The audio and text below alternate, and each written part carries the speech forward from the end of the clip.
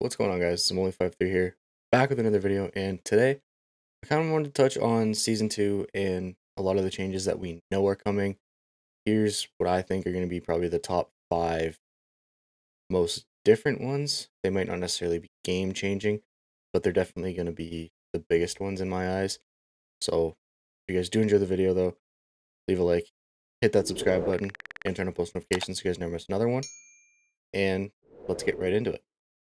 So, any of the details that I'm getting can be found on basically the internet. It can be Call of Duty blog. I will leave a link to the Season 2 community update in the description down below so you guys can check it out for yourself. But the first big one that I want to talk on is UI. So, there's going to be a number of changes for the camo menu, improved organizations. There's going to be like a bundle screen. So, if you have bought any bundles, it's going to be easier to see which ones you bought versus which ones you necessarily don't have yet, or if you don't plan on getting any. But they're going to have quick equip items in the battle pass, kind of like it was in Warzone original one, and like Modern Warfare 2019, stuff like that. And then they've also introduced a fix where for recent players in your menu, those are going to show up more frequently and more accurate per se. And then they're going to have an improved after action report with audio, play again feature, battle royale, and then bug fixes for some inconsistencies with challenges, battle pass, weapon progression, all that crazy stuff. But I'm really glad to see a new UI.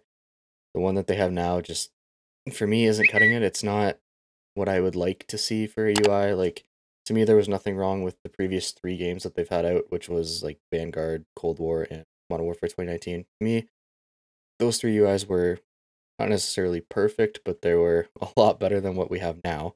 But getting into the next one, I want to say it's for Warzone, and that's going to be the Gulag. So we're going back to 1v1s with the domination style flag capture, which, thank God, I'm sick of these 2v2s, man. You win your battle, your teammate loses. It doesn't always work out, and it's just, you shouldn't have to rely on somebody else to come back from the Gulag. So I'm super happy that 1v1s are coming back. Now, they also say that they've included different weapons in the pools for the Gulag. So you have ARs, SMGs, LMGs, and then it looks like shotguns have been removed, but you'll also see pistols still available as secondaries.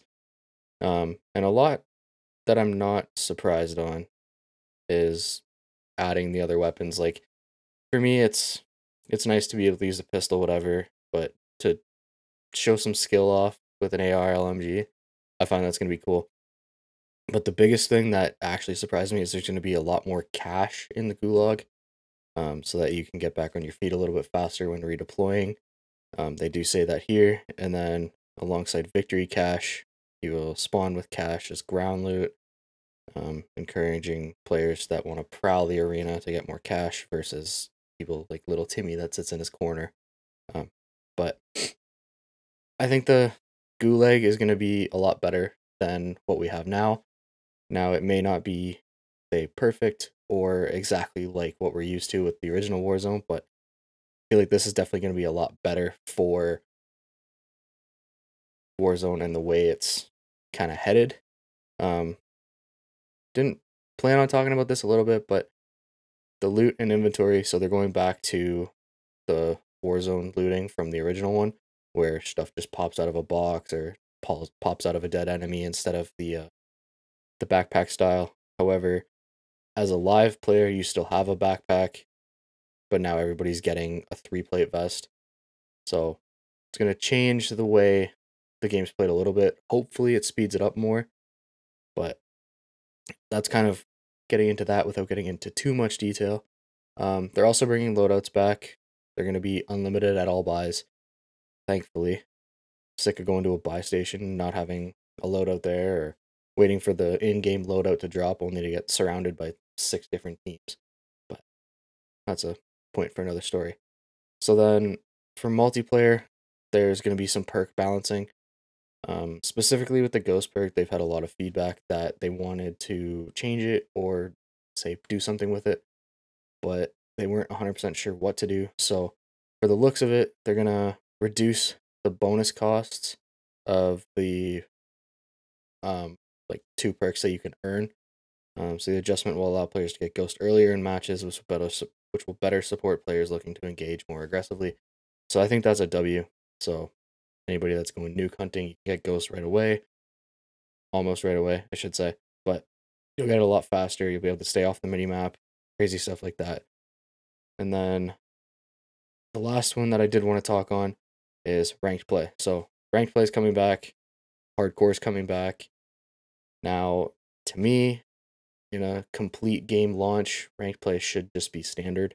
Same with hardcore, but obviously this year it wasn't. So I'm looking forward to that. Hardcore will be so much easier for long shots because at least you'll get your hit markers. Whereas with tier 1, like it's basically realism from Modern Warfare 2019. And I mean, yeah, it was kind of fun, but I mean, for me, I'd rather shoot somebody, see the hit marker. That way you at least know you're hitting them.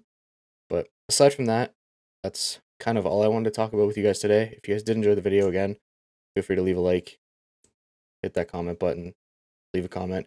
And if you guys did enjoy the video, let me know in the comments if you guys do want me to do more kind of commentaries like this, or if there's something else you guys want me to try, let me know in the comments, and I hope you guys enjoy.